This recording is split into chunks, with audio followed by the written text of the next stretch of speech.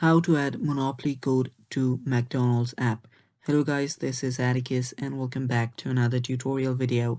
In today's video, I'll teach you guys how you can add the Monopoly code to your McDonald's app. So if you guys didn't know, McDonald's has this new game feature where you can play games and get Monopoly code to win several different prizes. So if you guys don't know about that, you can head over to the McDonald's website and check that out.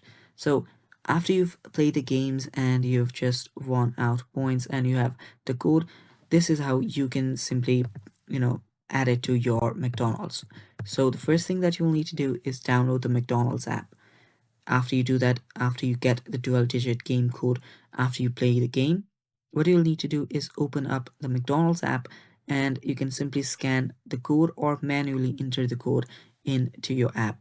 After doing that, answer the skill-based question that appears and then you can claim the prize. So you can use the app to enter the code, scan the stickers and claim the prizes. You can easily see the prizes in McDonald's websites here. As you can see right here, you will see the qualifying menu items and stuff like that in the McDonald's official website. And yeah, that is basically all for today's video, guys. That is how you can add a Monopoly code to your McDonald's app.